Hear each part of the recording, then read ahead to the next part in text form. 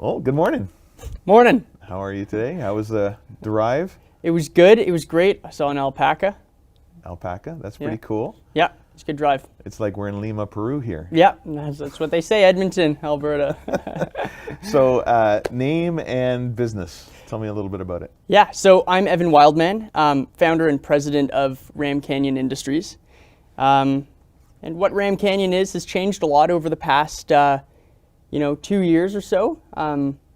I started out sewing and selling products that I'd sewn based on kind of inventions that I'd come up with. And as that carried on, I started getting a little bit deeper into sort of what now is almost in the ESG sector, kind of working with waste reduction and being a little bit more conscious about where products are made, how they exist when they're in use, and then what happens to them after they're done. So, circularity and kind of production transparency has been a cornerstone of what I'm focusing on right now. So important. Yeah. Now, is that kind of, why is that important to you? Why are you excited about that part of it? Yeah, it's a great question. So I'm excited about it right now, especially right now, because the world is, people always say the world's changing so fast, but I think the truth is that the world is changing exponentially fast, in that I could make a pretty good claim to say that in my 22 years of life, I've seen more change than anybody born in any other year, considering it's the most recent parcel of 22 years. Yeah. So what's happening right now is consumers have access to everything. Everything is available for nearly free because of the resale market. And the idea of value is so diluted. So we really put our love into things that mean a lot to us in a different way than we used to. Something has to really pull its weight in order for it to be special, because if we don't like something, you can replace it in a heartbeat, and an alternative product can even be designed and produced and sold and distributed in a heartbeat. So it's really important to inject value into products in as many ways as possible. And right now is the time for people to be thinking differently about that, and also using the resources that we already have to build product from what has already been produced rather than raw material. So yeah, the world's just in a crazy place, and consumer patterns are very, very different now. So I'm trying to riff off of that in everything I do, and it's working quite well. Fantastic. Strategizer, a common book series and consulting business for that, calls a business model an organization how an organization creates, delivers, and captures value. And so the point that you brought up there I thought was fascinating, because you're talking about value. It's a trade of value. I mean, if I buy a shirt or a belt or whatever it is I'm doing, it's not just the value of how much I paid for that belt, but it's the experience and everything that goes around it. And I think you are more attuned to and more, but it's not just you, it's not just your age group, you're the same age, a couple of years older than my oldest son, but that is a thing now. Tell me more about why do you see this shifting, and what is how do people look at that value now? Yeah, absolutely. So I think that value is a term that I've latched onto a lot in the past year and a half or so, because if we look into the Pacific Ocean, for instance, there is a floating wad of junk that is the size of Texas, and it's all made of plastic, which, in my opinion, is one of the most incredible inventions humans have come up with. It may very well suffocate us and kill our entire population, right. But it's been a wild ride with plastic. The amount of lives that it's saved through medical equipment, the jobs that it's made, and the food that it's been able to take to faraway lands, it's amazing. But since we don't value it the way that I think we should, it ends up floating around in the ocean. So the way that I see it, there's 3 different types of value that I use in a company. There's profit value, which is how a company can be sustainable in its functionings. There's reach value, which is how can you get your ideas to as many people as you can. Maybe you're losing a little profit when you perform more reach. And then the last one is brand value, or what I've referred to as soul value. So within that, I think your question is kind of tackling the soul value or brand value element. And inside of that architecture at Ram Canyon, I use a term called emotional durability, which is my favorite. Yeah, it's the tendency for a consumer to issue their own personally guaranteed warranty onto the things that they own. And people do this more now with older stuff, with gifted stuff.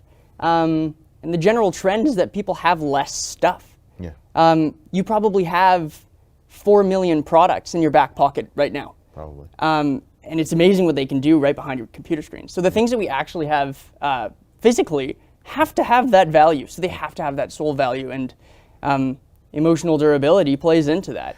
Give me an example maybe on how that plays out, because in my mind you're so spot on. There's this concept that Clayton Christensen and Bob Moesta really focus in on called a job to be done.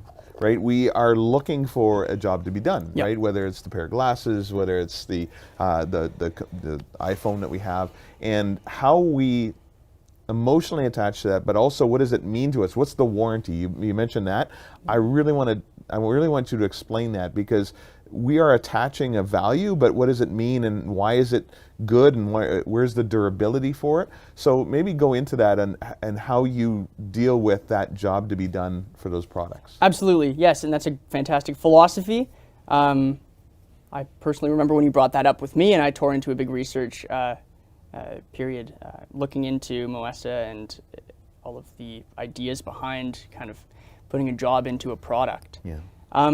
And I think what it kind of made me think of is how does product relate to self or to person? Okay. Kind of a little bit more philosophically. If a person really likes a product, I would challenge you to think of a product that you really like. If it came up in your mind, now try to think of if that product kind of reminds you of yourself. A lot of the time it does. A lot of the time, people's favorite products are products that reflect who they are or reflect even a better image of their self. So if a product can tell a story that you like, that's great.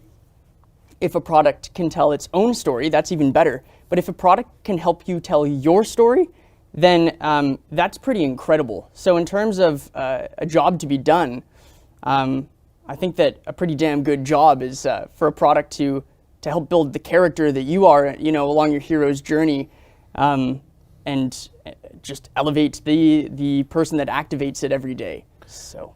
Love it. Okay, so I'm going to ask for an example, but not a Ram Canyon example. I want from your own perspective. Give me an idea of a product that does that for you. Okay, so let's take old Uncle Jimmy. Maybe he's a great-great-great-granduncle. He rode in from Oklahoma before there were roads up to a place called Saskatchewan, which would later be called Saskatchewan, and started a little operation up there, maybe a trading post. He chose a saddle to take on his only horse, and that saddle, it elevated his character. So he appreciated that saddle, and he took care of it. He issued a warranty to it. It was tough. You don't make fun of it. The people have respect for it. You repair it when it's in trouble. You fight for it. And when you're about to die, you give it to someone you love. Right. And you make sure that they do the same for it. But a good product will do that for itself. And I think that that's a pretty damn cool example of a product with emotional durability. Yeah. Yeah. Yeah. I mean, you can't see it. These shoes, I love these shoes. I found them, I think, in Winners, and it was one pair sitting on the shelf, and I looked at them and instantly went, "Oh my goodness, these are the greatest things ever." And I probably wouldn't have cared how much they were, but of course, being Winners, it was pretty inexpensive. Yeah. But I put these on today, and I'm like, man, I hope these don't die anytime soon, because I love them. I love the look of them, the feel of them, what it says about me. I think that's a really great way to look at it. And so you're building products now. Ram Canyon is doing that, and you're trying to capture this intersection of all of these things, what kind of things do you do to make sure that those things come together? Yeah, so that's also an awesome question. There's a few tiers with that as well. So product sourcing, I think, is a really important part. The reason for that is because there are stories with each product that you source. So what we do is we use old material that has been previously loved or maybe discarded or maybe rescued from the landfill. And if it's tough enough, then we build it into a product. I also, I'll pick up material on the riverbank when I'm out fishing. And material that can survive a flood is probably going to survive pretty well as a tough bag. So using old material to build into a product creates a really cool story that people typically attach to quite a bit, and it circulates and it becomes valuable. The other thing that I try to think of is how much can a product do? Is it able to perform multiple tasks? At the end of the world, when there's no one around to help you, and buildings are on fire and we have no more trees left, people will be left with a few things each, and each of those things will have to do a lot for them. Yeah. So, not saying that the apocalypse is going to happen anytime soon. Let's hope not. Let's hope not. But, it kind of goes to show how a product that can do a lot for you is a product that people just put more trust in and generally like more. So there's that ability to be multiple uses out of one product. Interesting stories woven into it from origins of each material. And then I also think of modularity when I build things. Can it fit into other elements to make a bigger story? Can you put two products together to make something that's a little bit more like Colin as opposed to someone else? And I think that helps people feel like they have products around them that help them tell their personal story a little more. So awesome. Yeah. This is fantastic. Okay, so let's talk about the product that is Evan. Yeah. So did you always have this dream of entrepreneurship, of building clothing companies, or useful item companies? Where did you come from, and what are you trying to do with your life? Yeah. Isn't that a lyric to Cotton Eye Joe? Yeah, probably. Okay. Sounds familiar. Well, so my first business that I had, I was in the 6th grade, and I don't remember how old that makes somebody. I don't 10 know. or something? Probably 10 or 11. Yeah, so I'm young, so young for my whatever class. So I think I was 10 when I was doing this, and I would make these little clay figurines out of polymer putty. Okay. Put them in the oven for 30 minutes and pop them out, and they're solid, so it kind of bakes them into life, and then they come into life. And I would bring them. They were just the size of a thumbnail. I'd bring them to school, and I would sell them at recess for $0.25. And I actually kept a little book of each sale. I still have it, and I sold 270 of them. Nice, good work. Yeah, crazy. And thought nothing of it. I always had to hide from the lunch ladies because they kept getting me in trouble. I don't know why. I think it's a good habit to build. Selling them each for $0.25. I think I made $68 or something. Actually, I know I did, because I have that number written down. Record. Yeah. And from then, I don't know, I just like the idea of taking something that could be and attaching an idea to it that people like. I think that's sort of, there's a bit of what are you on earth here to do element of that. Sure. And it just gets me excited. So was there a journey to get to Ram Canyon, or was it was that just an immediate epiphany that this is what you wanted to do? Obviously going from selling little figurines at lunch, avoiding the lunch ladies, which I love. I think that's hilarious. It's not like you were selling drugs or something. Yeah. But moving from that to where you are now, how did this come about? Yeah. So I guess the beginnings of Ram Canyon were when I was just I was getting sick of getting bored of my degree. I guess I was studying product design and learning all of these amazing skills and actionable lessons that I was so ready to use.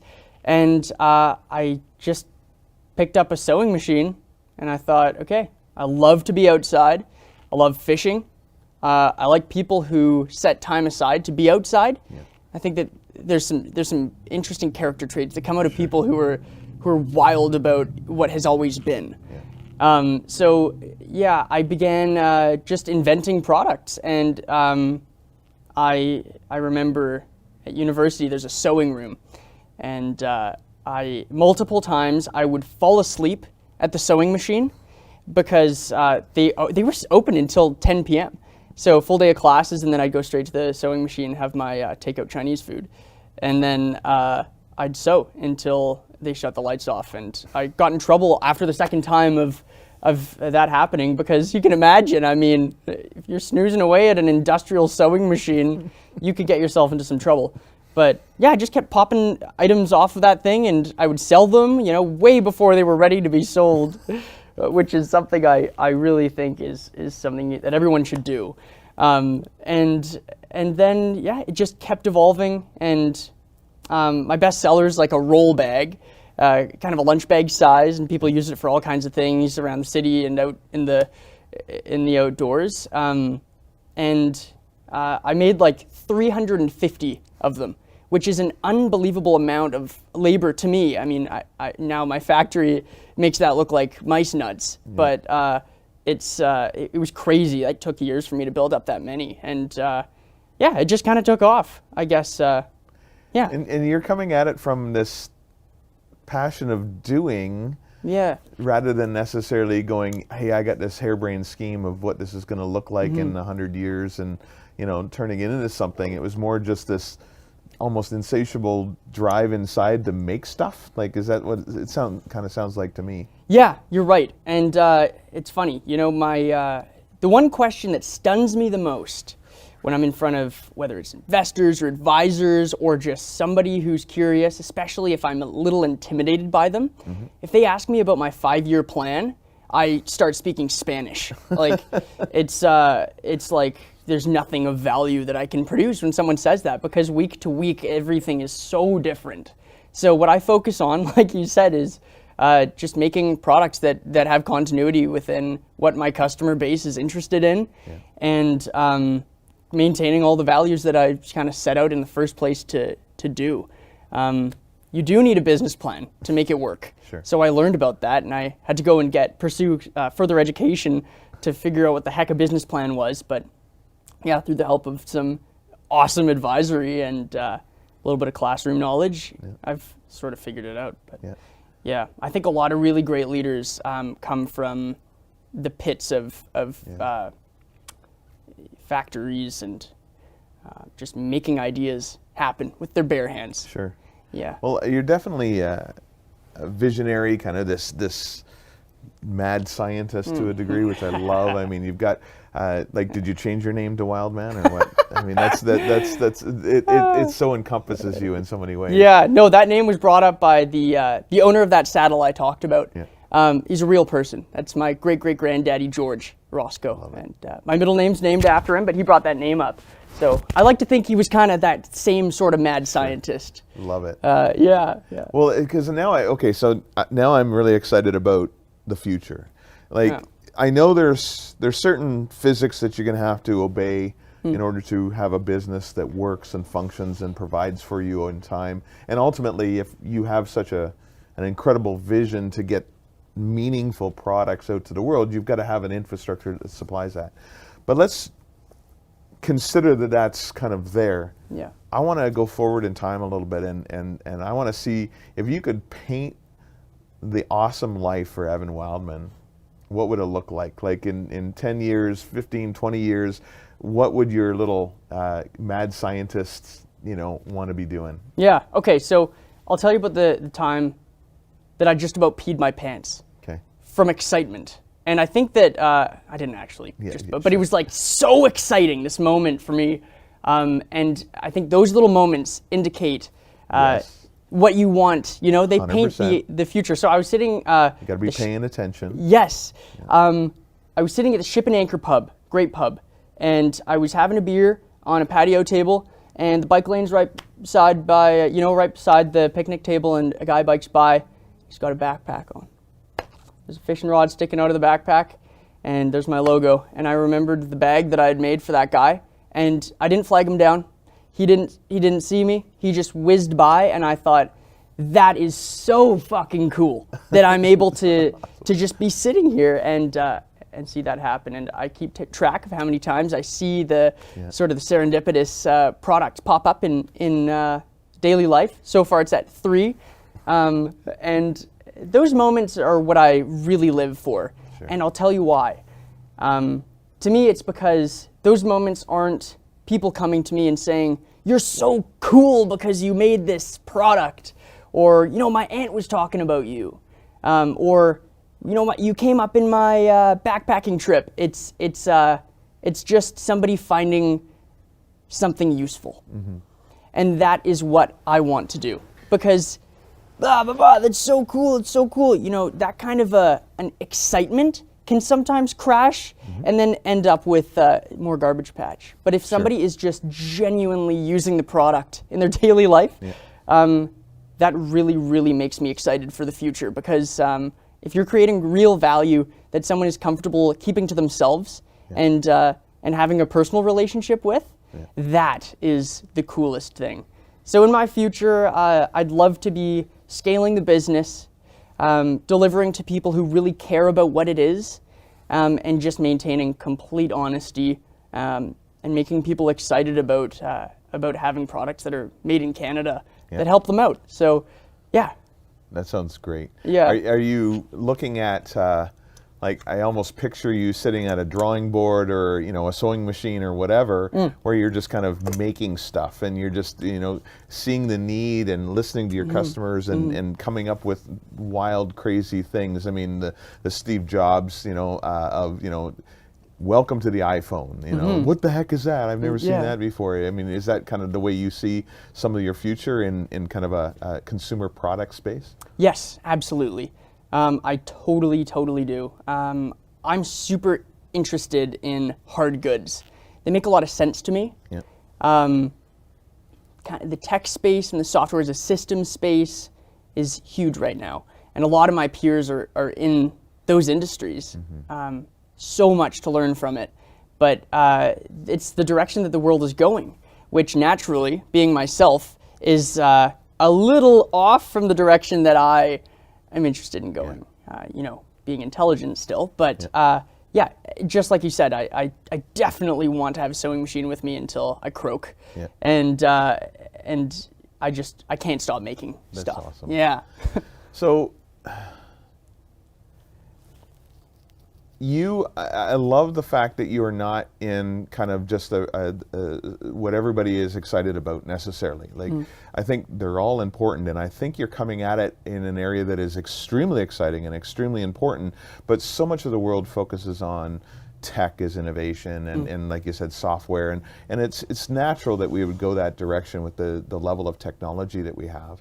But what would you say to folks to inspire, you know, those next year to you, because like you're so young still, but the people coming up to try to, the guys at 10 years old, what would you tell them to kind of get them on the right track? Yeah, so I love that question. I immediately think of two things. The first one that I always say, and I think, you know, it's quite pertinent right now, seeing is how people have had to cope with being alone for a lot. And people have been working in isolation, both metaphorically and physically, for some serious developmental years of a lot of people's creative lives.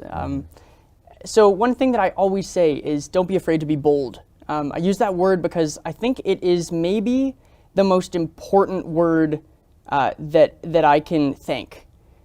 Boldness. When I think of the times that I've sort of summed up the most amount of bravery and claimed that I can do something that I sure as hell didn't know how to do, shaken a hand and then gone home and YouTubed it for 5 hours. Like, those moments are the ones that change the course of people's careers, if I'm going to be fully honest. Speaking personally, anytime I've done that and I try to challenge myself to do that, it's worked out amazingly. And you know, if you claim that you can do something or provide a service that you don't know how to do, you can always just open up and say, I'm sorry, I can't figure it out.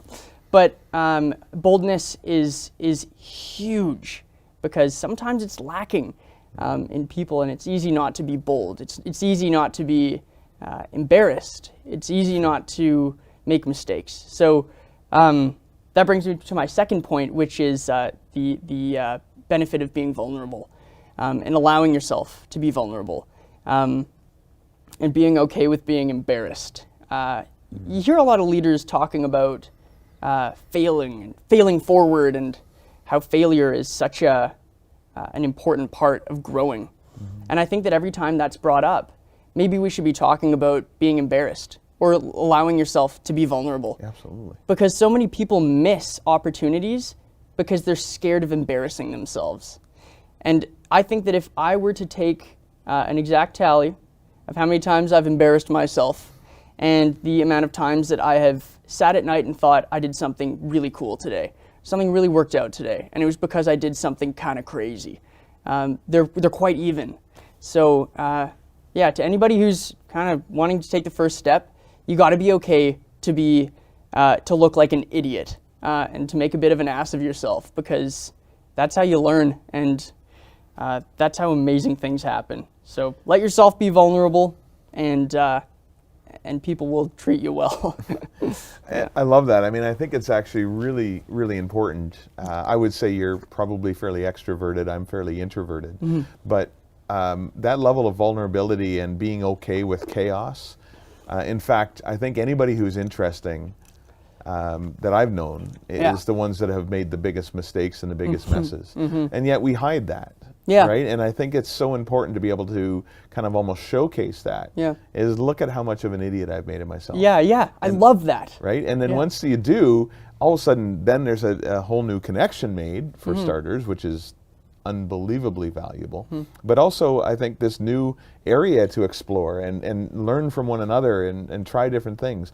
Now, being that you're probably extroverted to begin with, how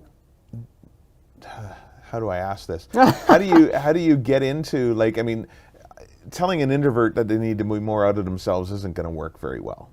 And so, but that wrestling with, or, you know, kind of playing with the tension of embarrassing, that's a really great way. I don't care how extroverted you are, you still can get embarrassed and you can still do that.